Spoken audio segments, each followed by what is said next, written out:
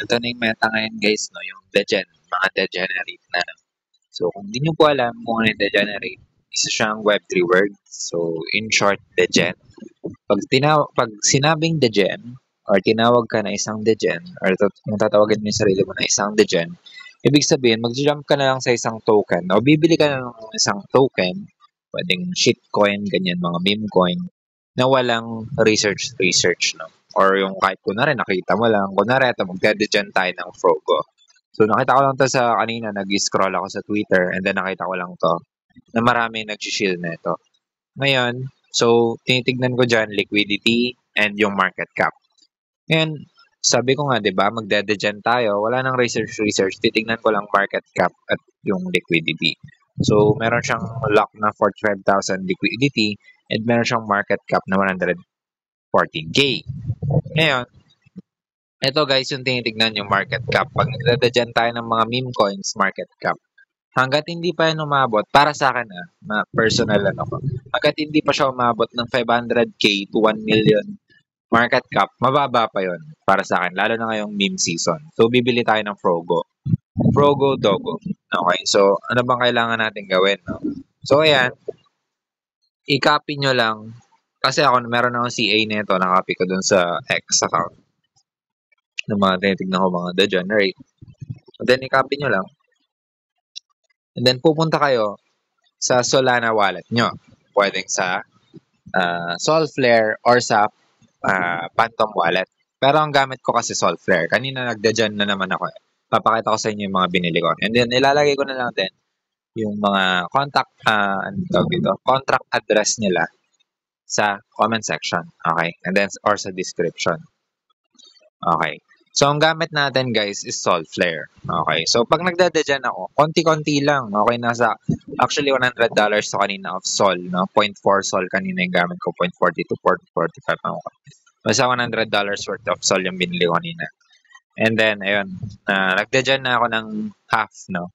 At ang binili ko, and nilimit sell ko na din siya sa Jupe, no?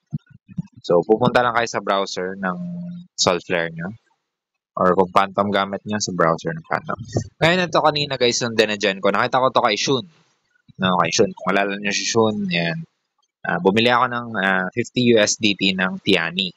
So, 50 USDT yun kanina. Actually, nag-limit sell ako. Nag-limit sell ako ng 0.01. So, ang value niya kasi ngayon sa USDT is 0.40 and then 71. Okay? Ngayon, pag na-reach na yung limit order ko na 0.1, mag-automatic sell na siya dyan. At ilan ang mga kuha ko? Ito, 55,000 USDC if ever lang na ma-reach na yan. Okay? So, if ever lang na ma-reach na yan. Okay? So, ako, para sa akin kasi, so, $50 lang naman yung nilagay ko dito. So, ano na yun? Hayaan ko siya kung magiging ba siyang abo, das, or panalo. No? Okay. So, meron din akong 0.001.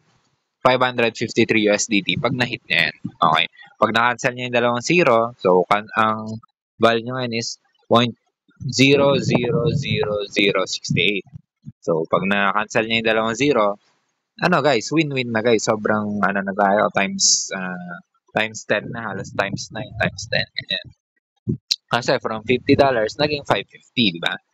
So, ganun po magdegen. Ngayon, hahanapin natin dito yung kinapin natin na Frogo. So, pupunta tayo sa swap. Okay, kailangan nyo guys ng Sol, no? So, dapat meron kayong Sol. Kasi, dito sa Jupe, ang ginagamit dito, Sol. Sa Solflare, ang ginagamit doon, Sol lang din. Kasi nasa Sol network na tayo nagdedegen. Okay, meron din naman sa Ethereum, pero next video na lang. Ngayon, papalitan lang natin tong your selling.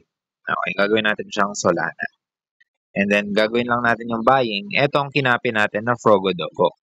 Yan, ayan, lalabas siya dito, Frogo. Okay, so ang gagawin ko, imamax ko na siguro, or ano lang, 19 lang. Sabihin na natin 19 para $50 din. Sige, ganyan. 0.9. Yan. Ang makakuha nating Frogo is 393 Okay. So, ilan ba yung value ni Frogo ngayon? 3 yung zero niya. So, mas mataas siya kay Tiani. Okay. So, sige, bilhin na natin yan. So, stop na natin. Legend to guys, legend. So, sa legend guys, no, ilagay nyo lang yung kaya nyo matalo na pera. Kasi most likely, maraming nagra-rug pull dito. So, another Web3 word, rug pull. Rug pull, yun po yung yung scam project. Parang scam project, gano'n. Kunwari, magiging zero yung value niya talaga. Like, 0,000, gano'n. Kasi nga, yung dev, meron na pala siyang holdings ng token na yun. Hinihintay niya lang kayong bumili, tayo, hinihintay niya tayong mga degen na bumili, and then ibebenta niya lahat ng holdings niya hanggang sa, syempre, supply and demand, mataas yung supply, so bababa yung price. Okay. So, insufficient sol. So, half lang nga natin guys. So, okay, nakabili na tayo. So, makita natin meron na tayo. Frogo. Oh, ay. Tama. Meron na tayong worth $47 ng Frogo. Okay, or okay. Ngayon, paano ba mag-limit sell dito sa Jupe? Okay, punta lang kayo sa limit. Yung limit, yan po yung parang nakabot na, no? Parang, tawag dito. Kusa niya nang ibebenta. Okay. Kusa nang magbebenta. Sige, tara mag-regen tayo guys. Grabe yung week na yun. No? So, magli-limit na lang tayo. So, ima-max ko na. And then, isa-swap ko siya sa USD. Mas madali kasi tignan para sa akin na pag USD, para alam mo kung ilan ba yung makukuha mo. Kasi pag sa Sol, syempre yung value ng Sol, 200 USD, di ba? So, ako, ililimit ko siya. So, ito kasi yung value niya ni Frogo. So, papalitan natin kung saan ba natin gustong i-sell. So, ang value niya is 0.001 kasi makakita nga natin dito. Ang value niya is 0.0001008. So, ang gagawin natin, ako siguro, ang kaya niyang liparin, risk appetite, based sa risk appetite nyo, kung gusto nyo, mag-cancel lang kayo ng isang zero. Last 800% na yon. So, yung $50 nyo, magiging $391. Okay? Yung $50 din yung itataya nyo. So, ako siguro, isang cancel na half lang. Yung half, pag hinahit nyo yung 0.001, masasell na yung half. Okay? So, i-place order. I-place limit order natin yan. Yan.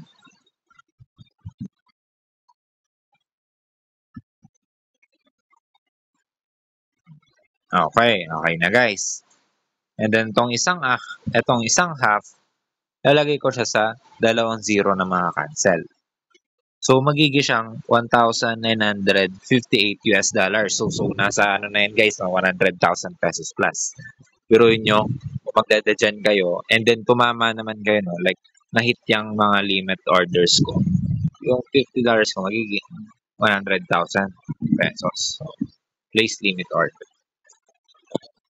So, ganun. Depende sa risk appetite nyo, kaya sa tingin nyo, hanggang saan siya tataas.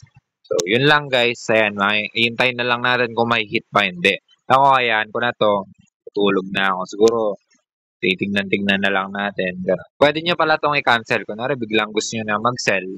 Gawin nyo na lang, i-click nyo, and then i-cancel order nyo. Okay, pero ako hindi ko yung cancel order. Hintayin natin ma-field. Sana ma-field, no? So, hindi po yan sure, no? So, yun. Yun nga, ingat lang. Marami ding nararag. So, marami rin ako nakikita nararag. So, dito guys, 100% win-win. Okay? So, yun lang yung degen. Ngayon, tinuruan ko lang kayo paano, gano'n. So, hindi ko to advisable, no? Yung $100 na yun na yun guys. Actually, galing sa grass yun. Okay? Galing sa grass yun. Makikita nyo dito sa Mexi wallet ko. So, punta tayo sa Mexi. Okay, dito sa Mexi wallet. Nag-unstake na ako ng grass. And makikita nyo, Ayan, 60 na lang yung holdings ko nag-rest. Okay. So, kanina, ano yan, 101, ay 102. Binenta ko yung kalahati, which is $100 plus. Yun yung pinang-degen ko. So, para sa akin, okay lang yun na matalo. Okay. Kung hindi man kung hindi man lumipad. Okay. So, yun lang. Okay. Wag nyo guys tong i-take as financial advice. So, yun pala, ingat pala, lalo ngayon may bagyo. So, mag-ingat tayong lahat. So, yun lang.